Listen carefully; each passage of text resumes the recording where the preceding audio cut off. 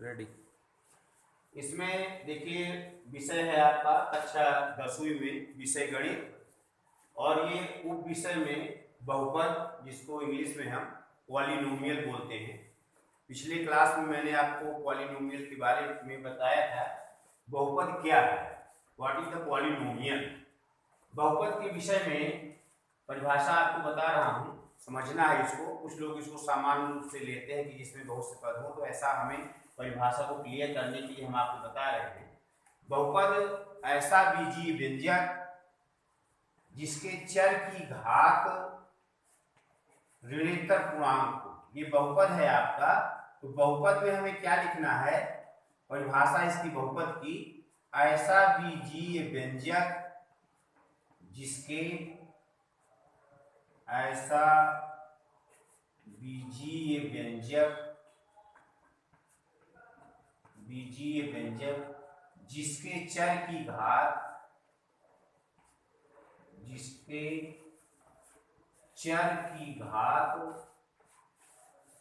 ऋणोत्तर पूर्णांक, ऋणोत्तर ऋण के अतिरिक्त अर्थात धन, जिसको हम कहते हैं गणित की भाषा में ऋणोत्तर पूर्णांक। ये हमारा पूर्णांक होना चाहिए ऋणोत्तर, अर्थात धन पूर्णांक होना चाहिए, जो हमारा पॉजिटिव इंटीजर आना चाहिए।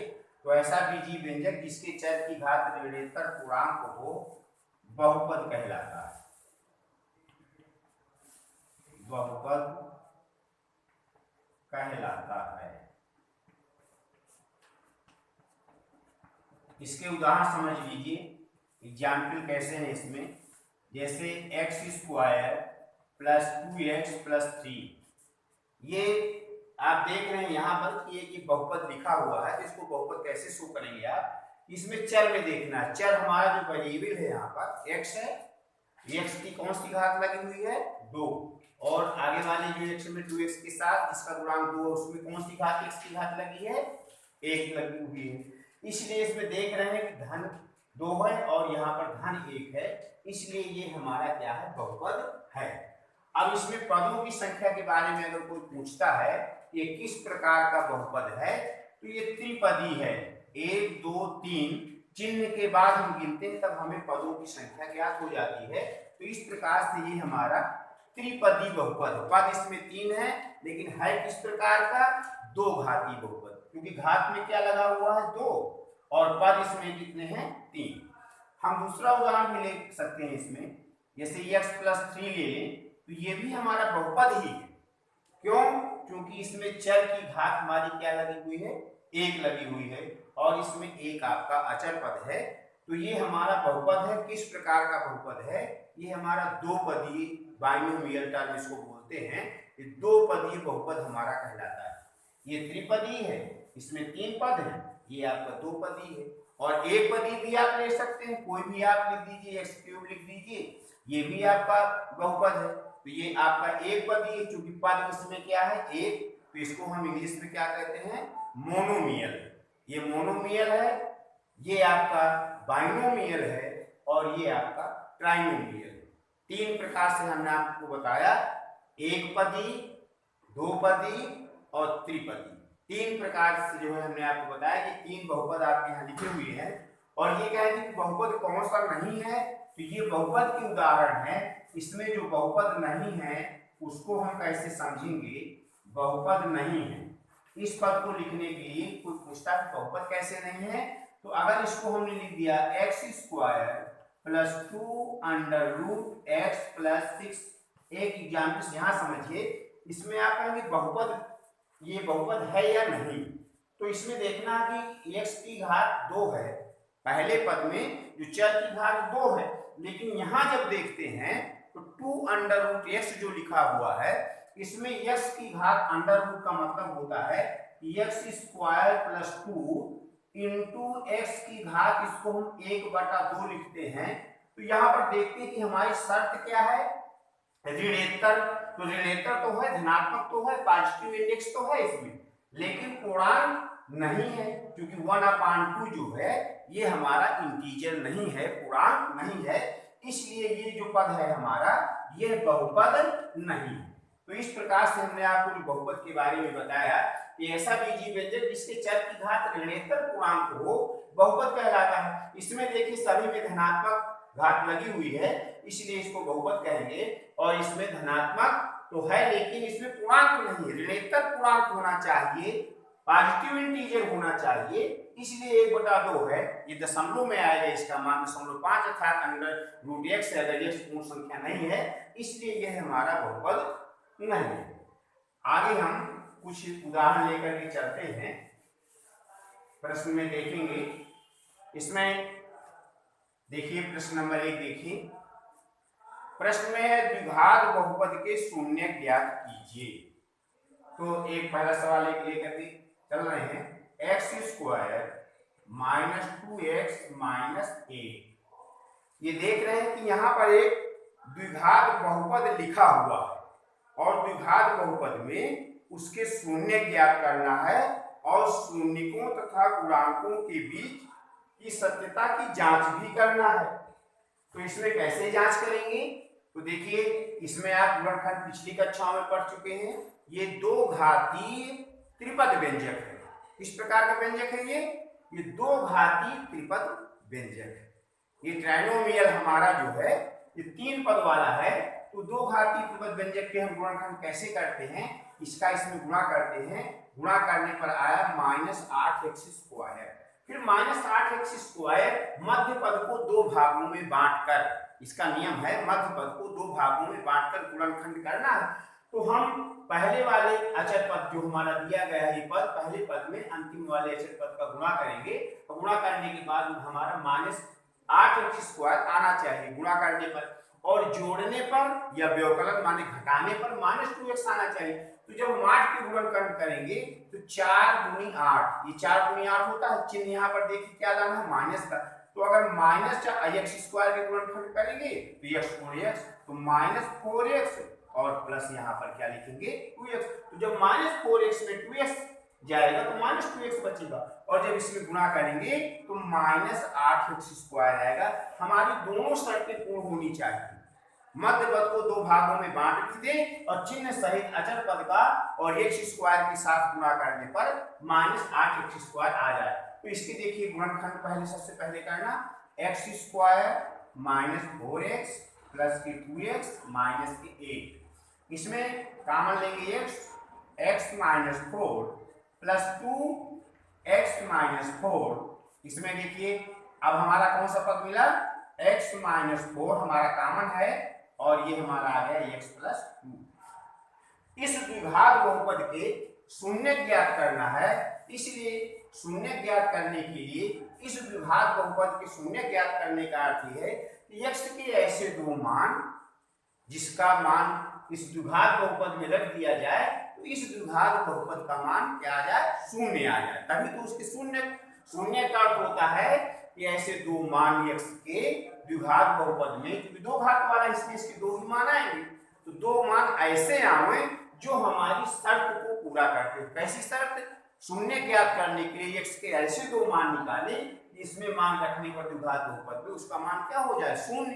तो शून्य ज्ञात करने के लिए हम क्या करेंगे, इसी के गुणनखंड अभी आपने देखा कि किसके गुणनखंड किया, x² - 2x - 8, इसके जो गुणनखंड हुए x - 4 और x + 2।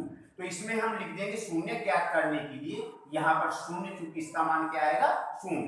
तो x के ऐसे दो मान ज्ञात करना, इसमें x की वैल्यू रखने पर इस द्विघात बहुपद का क्वाड्रेटिक जो पॉलिनोमियल है इसकी जो वैल्यू आ जाए वो कितनी आ जाए, शून्य। क्योंकि हमें क्या ज्ञात करना है, शून्य ज्ञात करना। तो देखिए यहाँ पर जो हमने गुणनखंड किया था x - 4 = 0, x बराबर क्या हो जाएगा 4। दूसरा रखेंगे x + 2 = 0, x बराबर क्या आ जाएगा -2। इस प्रकार से इसके जो शून्य का आ गए वो कैसे हो गए, x बराबर 4 और x बराबर -2। इसकी जब हमें जांच करना है कि क्या इसके शून्य है या नहीं, तो आप देखिए इसकी जांच करने के लिए क्या करते हैं कि x² - 2x - 8 में अगर x बराबर 4 रख दे, x बराबर क्या रख दे, x बराबर 4 रखने पर तो ये मान हमारा शून्य आ जाना चाहिए। तो यहाँ पर जब रखेंगे तो 4 का स्क्वायर माइनस 2 इंटू 4 माइनस 8, 4 चौक 16 माइनस 4 गुना 8 माइनस 8, 16 माइनस 8 8 जोड़ेंगे तो 16 हो जाएगा, बराबर क्या आ जाएगा, शून्य आ जाएगा। तो आपने देखा कि हमारी जांच भी हो गई उत्तर की कि ये शून्य हमारे x बराबर, इसी प्रकार से x बराबर माइनस 2 को लिखेंगे तो भी इसका जो है ये मान जो आएगा ये शून्य ही आएगा। इस प्रकार से जो हम अंत में आंसर लिखेंगे वो द्विघात बहुपद के जो शून्य होंगे वो शून्य का लिखेंगे उत्तर में, शून्य बराबर 4 माइनस 2 अर्थात x square minus 2x minus 8 के शून्य क्या आ गए, 4 माइनस 2। ये आपका आंसर हो गया। इसी में एक प्रश्न और कह रहा है, शून्यकों तथा गुणांकों के बीच के संबंध की सत्यता की जांच कीजिए। देखिए इसको भी देख लीजिए, शून्यकों के बीच में, शून्यकों तथा गुणांकों के बीच, ये जो शून्यकाएं हैं और गुणांकों के बीच में उसकी सत्यता की हमें जांच करना। तो ये आप प्रश्न इसको नोट कर सकते हैं, ये आपको समझ में आ गया होगा। अब उसकी जांच हम किस प्रकार से करते हैं इसके बारे में आपको हम बता रहे हैं। ये आपको प्रश्न ठीक से शायद समझ में आ गया होगा। तो इसमें अब हम शून्य जो ज्ञात किया x बराबर 4 और माइनस 2, ये आपका पहला इसका हल हो गया। इसके बाद शून्यकों तथा गुणांकों के बीच के संबंध की सत्यता की जांच करना। तो उस सत्यता की हम जो है जांच कर रहे हैं। सत्यता की जांच के लिए क्या करेंगे, ये आपका अभी लिखा है, मान जो लिखा हुआ है, सत्यता शून्यकों तथा गुणांकों के बीच, शून्यकों तथा गुणांकों के बीच संबंध, गुणांकों के बीच संबंध। अब ये इसमें दूसरा प्रश्न है कर दिया। तो देखिए बेटा कैसे इसको ज्ञात करना है, शून्यकों तथा गुणांकों के बीच किस प्रकार से हमें संबंध ज्ञात करना है। तो इसमें अगर द्विघात मान ले कि माना हमारा द्विघात समीकरण, माना द्विघात बहुपद, माना द्विघात बहुपद ax square plus bx plus c के शून्य, c के शून्य कैसे मान लेते हैं कि शून्य अल्फा व बीटा हैं। ये हमारे द्विघात समीकरण के, ये द्विघात बहुपद का हमारे ये मानक बहुपद कहलाता है। जैसे द्विघात समीकरण में जो है द्विघात समीकरण का मानक समीकरण कहलाता है, इसके आगे 0 बना दिया जाए तो द्विघात समीकरण बन जाएगा। अगर 0 नहीं है तो द्विघात बहुपद का काम कर रहा है। तो इसमें सत्यता की कैसे जांच करना है, तो यहाँ पर शून्य हमारे क्या आए थे बेटा, x अल्फा बराबर क्या आया 4, जो पहला x का मान है उसको अल्फा मान लेते हैं ये, और जो दूसरा वाला मान है उसको बेटा क्या मान लेते हैं -2, अर्थात जो दूसरा वाला मान उसको बीटा मान लेते हैं। अब इसकी सत्यता की हमें जांच करना है, गुणांकों के बीच संबंध किस प्रकार से है। तो इसको ध्यान से देखेंगे, थोड़ा सा अलग टाइप है जो इस आप क्लास में पढ़ने जा रहे हैं, इसको थोड़ा सा ध्यान से देख लेंगे तो ठीक रहेगा। इसमें क्या करना, इसमें मूलों का शून्यकों का योगफल ज्ञात करना। इसका ज्ञात करना, शून्यकों का योगफल ज्ञात करना। शून्यकों का योगफल बराबर जब ज्ञात करेंगे तो ये शून्यकों का योगफल होता है अल्फा प्लस बीटा। क्या होता है, अल्फा प्लस बीटा। अल्फा की वैल्यू क्या है 4 प्लस बीटा की वैल्यू क्या है -2। जब इसको घटाएंगे तो क्या आ जाएगा 2, अर्थात जो योगफल हमारा आया, शून्यकों का योगफल आया क्या आया 2 आया। अब इसमें क्या करना, शून्यकों का योगफल का एक सूत्र होता है अल्फा प्लस बीटा बराबर -b/a। आप सोचते हैं -b/a कहां से आ गया, तो यहाँ पर आप देख रहे हैं कि जो b की वैल्यू है, b x का गुणांक b है और x स्क्वायर का गुणांक a। तो इसको हम ऐसे भी हिंदी में ऐसे लिख सकते हैं ताकि आपको और ठीक से समझ में आ जाए। इसका फार्मूला जब बनाएंगे तो -b क्या है, यहाँ पर द्विघात बहुपद का ये x का क्या है, x का गुणांक, माइनस लगा दिया और सूत्र ये हो गया x का गुणांक और बटे ए क्या है, एक्स स्क्वायर का गुणांक, कोएफिशिएंट ऑफ एक्स स्क्वायर। तो ए जो हमारा है एक्स स्क्वायर का गुणांक क्या है, ए। तो यहाँ पे लिख देते हैं एक्स स्क्वायर का गुणांक। बात समझ में आ रही होगी। इसमें देखिए माइनस बी अपान जो हमने अल्फा प्लस बीटा किया क्या है, तो अगर इस सूत्र की सहायता से हम ज्ञात करें तो हमारा दो ही मान आना चाहिए। अगर दो मान हमारा आ जाता है तो शून्यांकों और शून्यकों और गुणांकों के बीच हमारी ये सत्यता सिद्ध हो जाती है। तो माइनस यहाँ पर देखिए माइनस एक्स का गुणांक क्या है, माइनस एक्स का गुणांक यहाँ पर देख रहे हैं ना। तो अपने जो सवाल में था x square minus 2x minus a, अब इसमें देखिए एक्स का गुणांक क्या है, -2। तो यहाँ माइनस, ये तो सूत्र का है माइनस, और इसमें एक्स का गुणांक क्या है, माइनस पहले से लगा हुआ है, ये माइनस फार्मूले का। अगर यहाँ b का गुणांक कोई एक्स का गुणांक कोई पूछेगा तो b की जगह पर क्या है, -2। तो यहाँ लिख देंगे -2 अपान एक्स स्क्वायर का गुणांक क्या है, a। तो यहाँ एक्स स्क्वायर के पहले क्या है, यहाँ पर 1 माना जाता है। तो एक्स स्क्वायर का गुणांक हमारा क्या है, 1। तो a का मान रख देंगे 1। इसको जब हम हल करेंगे तो माइनस माइनस का +2, अर्थात देखिए मूलों का योगफल 2। आपने जो मूलों का योगफल ज्ञात किया, शून्यकों का योगफल 2, और इसके बाद फार्मूले से आपने ज्ञात किया तो भी फार्मूले से भी 2 आता है। अतः इनके गुणांकों की शून्यकों और गुणांकों के बीच संबंध हमारा ये क्या है, सत्य है। इसी प्रकार से शून्यकों का हम क्या ज्ञात करेंगे, शून्यकों का गुणनफल ज्ञात करना है। जैसे तो शून्यकों का भी गुणनफल ज्ञात करेंगे। अब 4 में से जो है हम देखिए जैसे योगफल ज्ञात किया, तो अब यहाँ लिखेंगे शून्यकों का गुणनफल। तो कौन कौन से शून्य थे, इसको कहते हैं अल्फा इंटू बीटा। तो अल्फा का मान क्या बेटा, अल्फा का मान क्या है 4 और बीटा का मान क्या है -2। इसमें जब गुणा करेंगे तो क्या आ जाएगा, -8। क्या आ गया, -8 आ गया। अब इसके बाद जब हम सूत्र लगाएंगे इसमें तो अल्फा और बीटा ये हमारे दोनों शून्यक हैं। तो इसको जैसे हमने हिंदी से लिखा है शून्यकों का गुणनफल, वैसे गणित की भाषा में लिखेंगे alpha into beta. Alpha into beta बराबर क्या होता है, एक सूत्र लिख रहा हूं C अपान A। इसको हिंदी से आप समझ सकते हैं, C हमारा क्या है, अचर पद है, ये कांस्टेंट है।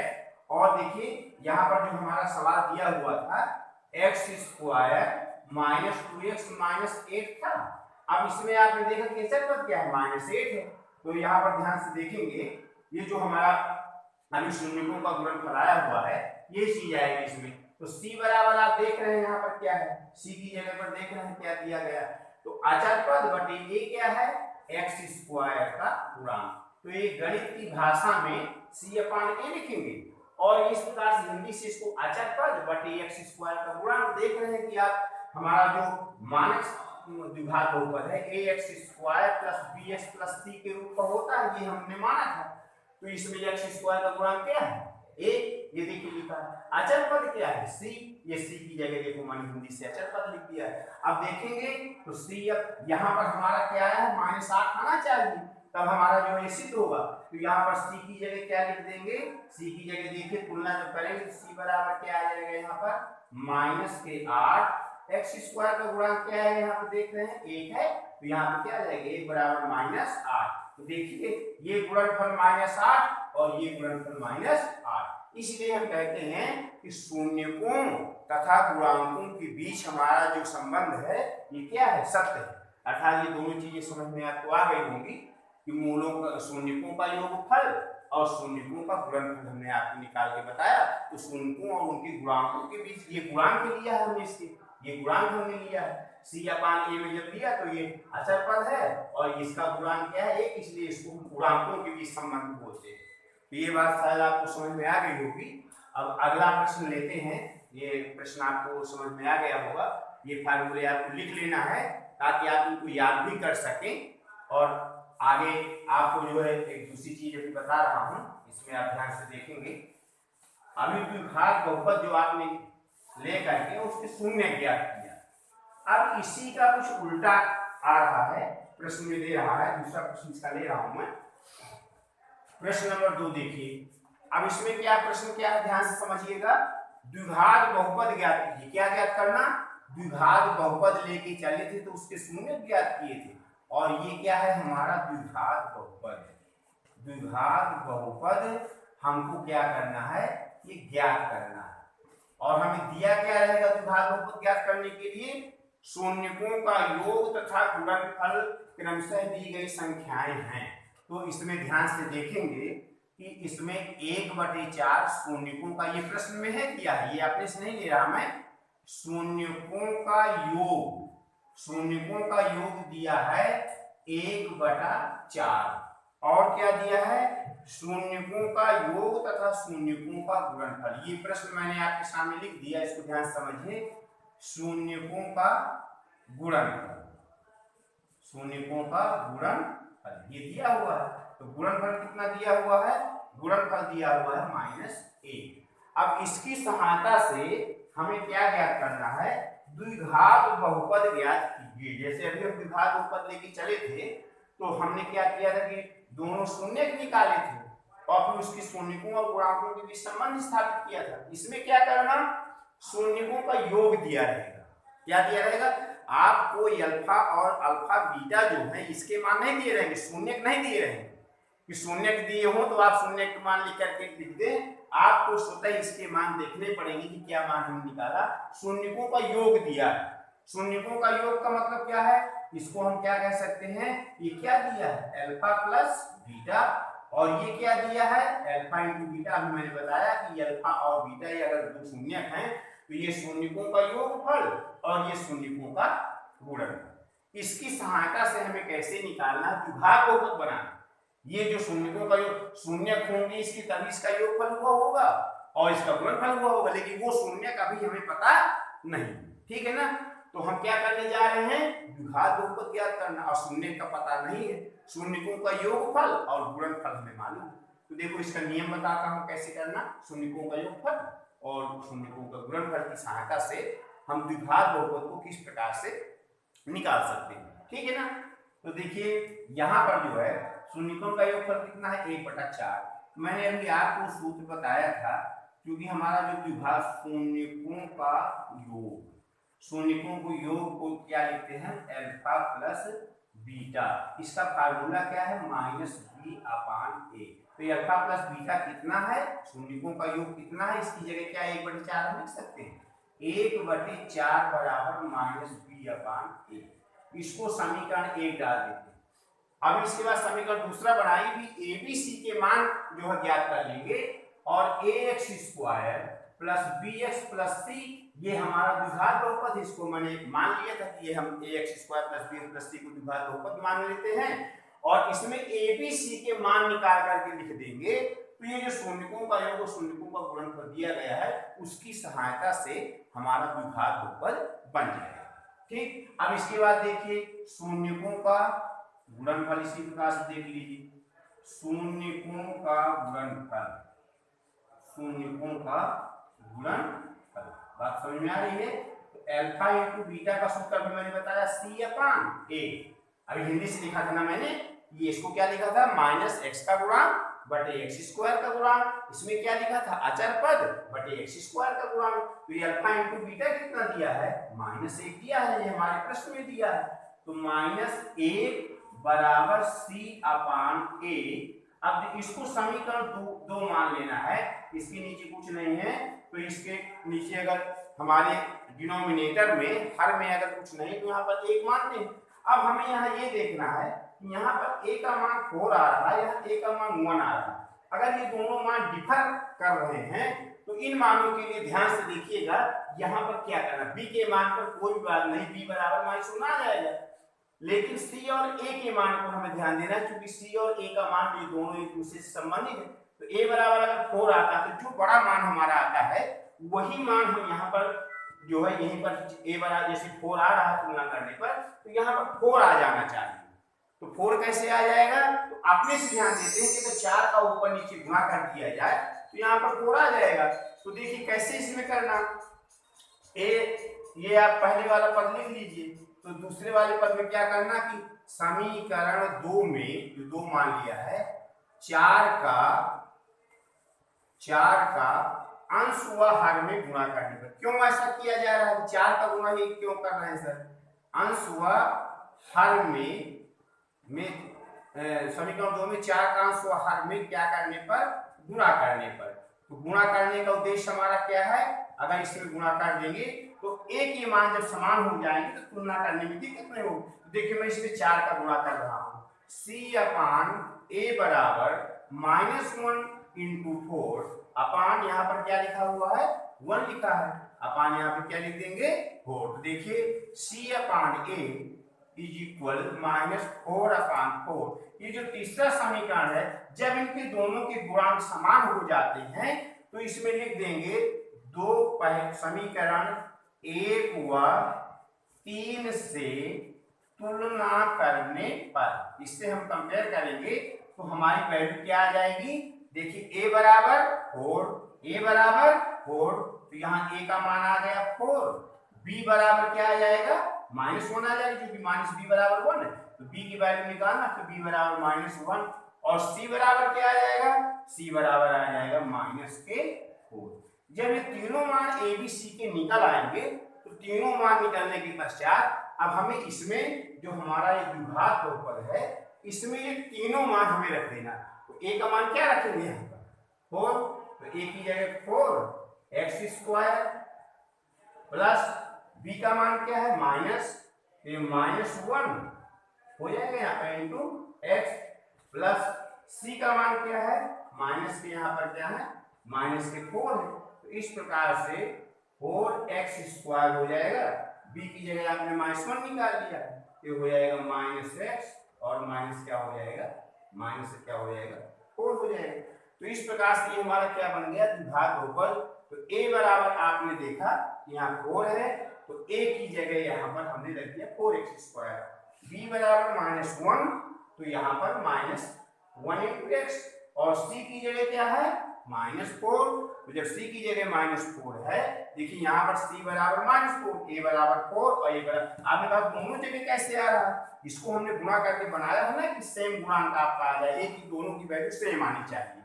तो इस प्रकार से अब हमारा शून्यकों के योग और गुणनफल की सहायता से हमारा द्विघात बहुपद क्या बन गया, ये हमारा द्विघात बहुपद बराबर आ गया 4x² -x और -4, ये हमारा क्या हो गया द्विघात बहुपद।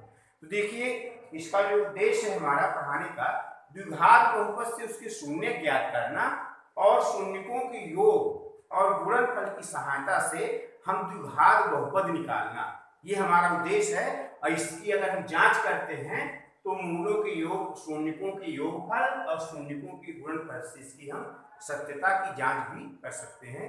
इसलिए प्रिय विद्यार्थियों, इसमें अगर आप किसी प्रकार की कठिनाई हो तो आप इसमें पूछ सकते हैं, और ये विषय वस्तु जो है।